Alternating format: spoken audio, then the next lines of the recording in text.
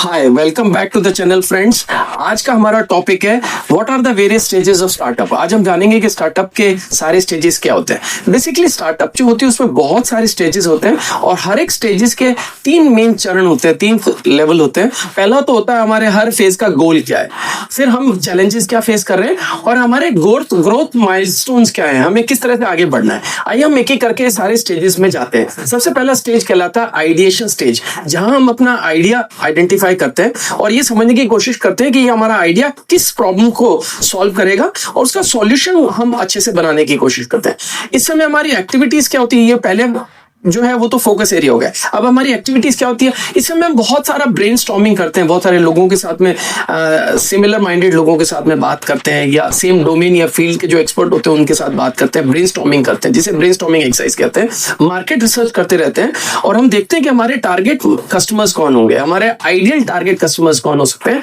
और हमारे कॉन्सेप्ट को हम वैलिडेट करते हैं। वैलिडेट करने का तरीके साथियों दो तीन होते हैं, जैसे सर्वे करना, फीडबैक करना, छोटे छोटे इंटरव्यूज लेना, फील्ड में जाकर के लोगों से मिलना। अब पहला तो था फोकस, फिर एक्टिविटी, अब तीसरा है गोल। गोल क्या है इस फेज का, आइडिएशन फेज का, कि हमें डिटरमाइन करना है, जानना है कि हमारा आइडिया है जो है रियल प्रॉब्लम को सॉल्व कर रहा है कि नहीं, और उसके साथ साथ में इसका मार्केट पोटेंशियल कितना है। तो ये था पहला stage, ideation stage. Second stage है कॉन्सेप्ट स्टेज या प्री सीड स्टेज। इसमें भी हम तीन एस्पेक्ट पे बात करेंगे, तीन पॉइंट, फोकस, एक्टिविटी और गोल। तो हमारा फोकस क्या होता है प्री स्टेज सीड स्टेज के अंदर, developing the business model and early prototype. हमने जो अभी तक प्रोटोटाइप बनाया है उसको और अच्छे से किस तरह से रिफाइन कर सकते हैं और हमारा बिजनेस मॉडल किस तरह से हम रिफाइन करते हैं, क्या क्या एक्टिविटीज करते हैं। इस दौरान हम अपने बिजनेस प्लान को बनाते हैं, एक मिनिमम वायबल प्रोडक्ट बनाने की कोशिश करते हैं, जिसे हम MVP कहते हैं स्टार्टअप की दुनिया में, शॉर्ट में मिनिमम वायबल प्रोग्राम, एक मिनिमम वायबल प्रोडक्ट बनाते हैं जिसे हम MVP कहते हैं। और फिर हम असेंबल करते हैं एक अपनी फाउंडिंग टीम। ओके, अगर आप सोलो फाउंडर है तो ठीक है, नहीं तो आप एक फाउंडिंग टीम बनाने की कोशिश करते हैं so that similar complementary skill वाले लोग आपके साथ आ सके। और हम एक रेगुलर फीडबैक लेने की कोशिश करते हैं हमारे पोटेंशियल कंज्यूमर से, और हम इनिशियल फंडिंग की कोशिश करते हैं। ये इनिशियल फंडिंग किस तरह से हो सकती है, इनिशियल फंडिंग हम अपनी पर्सनल सेविंग से ले सकते हैं, फैमिली फ्रेंड से ले सकते हैं, या एंजल इन्वेस्टर्स तक भी पहुंचा जा सकता है। अब इस स्टेज 2 का प्री सीड स्टेज या कंसेप्ट स्टेज का गोल क्या है, to validate the idea through MVP। अब यहाँ पे हम मिनिमम वायबल प्रोडक्ट से अपने आइडिया को वैलिडेट करते हैं लॉन्च करने से पहले। तीसरा स्टेज आ जाता है साथियों सीड स्टेज, जैसे कि नाम ही है इसका, सीड यानी बीज। अब यहाँ पे फोकस क्या होता है, प्रोडक्ट जो डेवलपमेंट हुआ उसको मार्केट में एंट्री दिलवानी है। अब हम क्या करते हैं, MVP अपना जो मिनिमम वायबल प्रोडक्ट हमने बनाया है उसे हम एक लिमिटेड मार्केट में लॉन्च कर देते हैं और साथ साथ में इनिशियल कस्टमर्स को एक्वायर करते हैं, जो हमने ऑलरेडी आइडेंटिफाई कर लिए हैं कि हमारे आइडियल कस्टमर्स कौन कौन। अपने प्रोडक्ट को साथ साथ से हम रिफाइन करते रहते हैं, अपने यूजर से रेगुलरली फीडबैक लेते रहते हैं, साथ साथ में हम इन्वेस्टर्स से मिलते रहते हैं और इंक्यूबेटर्स के टच में रहते हैं, इंक्यूबेटर्स को ज्वाइन करते हैं ताकि हमें गाइडेंस मिले और फंडिंग के रास्ते खुले। अब हमारा गोल सीड स्टेज के अंदर क्या रहता है, अचीव प्रोडक्ट मार्केट फिट, इसे भी हम शॉर्ट में PMF कहते हैं। अब हम MVP तो हम बना चुके हैं, मिनिमम वायबल प्रोडक्ट बना चुके हैं, हम प्रोडक्ट मार्केट फिट बनने की कोशिश करते हैं कि हमारा जो प्रोडक्ट है वो मार्केट में फिट हो जाए और हम उसके साथ साथ में अपना ट्रैक्शन किस तरह से डेवलप कर सकें या अपना ट्रैक्शन कैसे पा सके। ट्रैक्शन का मतलब है और उसमें हमें कमर्शियल सक्सेस कैसे मिल सके। चौथा जो स्टेज है वो साथियों कहलाता है अर्ली ग्रोथ स्टेज, जिसे सीरीज A भी कहते हैं। अब यहाँ का फोकस है scaling operations and refining business processes. अब हम अपने ऑपरेशन को स्केल करते हैं, यानी उसे और बड़ा करते हैं और अपने बिजनेस प्रोसेसेस को और रिफाइन करते हैं basis the feedback from our customers, basis the feedback from our end users. फिर इसमें एक्टिविटी क्या होती है, हम अपने कस्टमर बेस को लगातार एक्सपेंड करते रहते हैं, नए लोगों को अगर हमारी टीम में आवश्यकता उनको हायर करते रहते हैं, प्रोडक्ट फीचर्स को इंप्रूव करते हैं, नए प्रोडक्ट फीचर्स लेके आते हैं, अपनी ब्रांड अवेयरनेस और मार्केटिंग को बहुत अजाइल तरीके से, बहुत एक्टिव तरीके से मेंटेन करते हैं और हम सीरीज A फंडिंग लेने की कोशिश करते हैं। हमारा गोल इस स्टेज के अंदर रहता है कि हम जल्दी से जल्दी रैपिडली ग्रो करें और एक सस्टेनेबल बिजनेस मॉडल की तरफ जाए जहां हम जल्दी से ब्रेक इवन पॉइंट तक पहुंचे।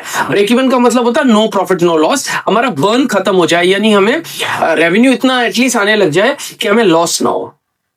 पांचवा जो स्टेज है वो कहलाता है एक्सपेंशन स्टेज, जिसे series B and C and further stages भी कहते हैं। अब इसमें फोकस क्या होता है, नए मार्केट में एंटर करना, स्केल करना अपने बिजनेस को और एग्रेसिवली। अभी तो जो हम स्केल कर रहे थे उसको और एग्रेसिवली स्केल करना, ग्रोथ से आगे। एक्टिविटीज क्या करते हैं, हम ज्योग्राफिकली स्केल करते हैं बिजनेस को, नए प्रोडक्ट लॉन्च करते हैं, नए सर्विसेज लॉन्च करते हैं, और हम पार्टनरशिप्स, कोलैबोरेशंस करते हैं, डिस्ट्रीब्यूशन चैनल्स बनाते हैं, नए funding rounds, B, C and further funding rounds के लिए एफर्ट्स लगाते रहते हैं, अपने ऑर्गेनाइजेशनल स्ट्रक्चर को और स्ट्रॉन्ग बनाते हैं। और हमारा ये गोल रहता है लार्ज स्केल मार्केट प्रेजेंस लाना और ऑपरेशनल एफिशिएंसी लाना, क्योंकि जैसे जैसे हम बड़े होते जाएंगे हमें बॉटलनेक्स या प्रॉब्लम फेस करनी पड़ेगी।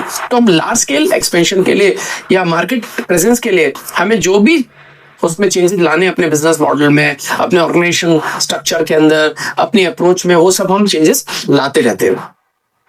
ये जो स्टेज है जिसे एक्सपेंशन स्टेज कहते हैं, series B, C, D onwards, इसमें कई बार मेरे से विद्यार्थी पूछते हैं कि सर ये series A, B, C, D फिर ये कहां तक चलती है, जेड तक चलती है? तो आइडियली इसका आंसर रहेगा हाँ, ये जेड तक चल सकती है, बट ये बहुत रेयरेस्ट ऑफ द रेयर है। ऐसे आज तक मैंने ना तो सुनी ना कभी देखी कि कोई फंडिंग जो है जेड तक चली गई। आमतौर पर क्या रहता है, सी के बाद में जो डी सीरीज रहती है वो डी और डी प्लस तक चली जाती है। आमतौर पर डी प्लस में क्या होता है, ब्रिज राउंड आते हैं और प्री आईपीओ फंडिंग होती है, यानी डी तक पहुंचते लोगों को ब्रिज राउंड्स मिल जाते हैं और आईपीओ के लेवल तक आ जाते हैं, यानी स्टॉक मार्केट के अंदर लिस्ट होने लेवल तक आ जाते हैं। आईपीओ का मतलब होता है इनिशियल पब्लिक ऑफर, और फिर इसमें लेट स्टेज स्केलिंग और रिकवरी वगैरह ये सारी चीजें चलती रहती फ्रॉम द सेटबैक्स। जो भी हमें प्रॉब्लम आ रही है उसकी रिकवरी हम करते रहते हैं। यानी अगर आपका प्रश्न है कि क्या ये जेड तक जाता है, बिल्कुल ये ए से लेके जेड तक जा सकता है, लेकिन आमतौर पे ये कभी देखा और पाया नहीं गया कि डी से आगे गया है। तो लोग आमतौर पे यहीं तक ही मैच्योरिटी या एग्जिट स्टेज की तरफ पहुंच जाते हैं। जो सिक्स्थ स्टेज है साथियों वो कहलाता है मैच्योरिटी या एग्जिट स्टेज। यहाँ क्या फोकस रहता है, यहाँ फोकस रहता है कि बिजनेस को हम अच्छे से स्टेबलाइज कर दें, हमारी प्रॉफिटेबिलिटी हाईएस्ट हो और हम एक पोटेंशियल एग्जिट की तरफ जाएं। एक्टिविटीज यहाँ क्या करेंगे, मार्केट पोजीशंस को और स्ट्रॉन्ग करेंगे, रेवेन्यू ग्रोथ लगातार आती रहे, preferably double digit and above. Explore करते रहेंगे हम किस तरह से एग्जिट कर सकते हैं। एग्जिट करने के 2-3 तरीके हो सकते हैं। एक तो हो सकता है कि हम आईपीओ, इनिशियल पब्लिक ऑफर लेके आए, अपनी कंपनी को स्टॉक मार्केट में लिस्ट करें और फिर हम शेयर्स आम जनता को सेल करेंगे और हम मनी मार्केट से उठाएंगे और उस पैसे से हम अपनी कंपनी को एक्सपेंड करेंगे।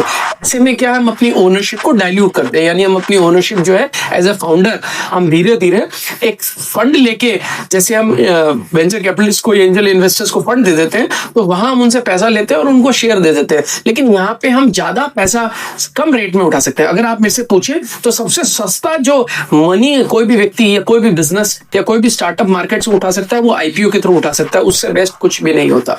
सेकंड नेक्स्ट एग्जिट स्ट्रेटेजी हो सकती है कि या तो हम एक्वायर हो जाए, हमारा एक्विजिशन हो जाए, या हम मर्ज कर जाए किसी के साथ में, कोई बड़ी कंपनी के साथ में मर्ज कर जाए।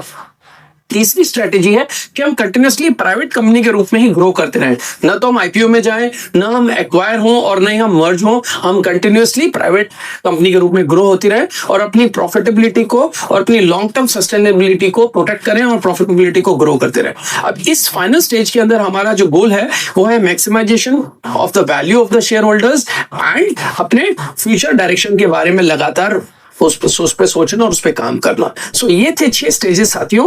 एक एक करके मैं वापस से आपको रिमाइंड कर देता हूँ। पहला स्टेज है आइडिएशन, दूसरा है कंसेप्ट या प्री सीड स्टेज, तीसरा है सीड स्टेज, चौथा है अर्ली ग्रोथ स्टेज जिसे series A, series B, C, D and onwards कहलाता है, पांचवा है एक्सपेंशन स्टेज और छठा है मैच्योरिटी एंड एग्जिट स्टेज।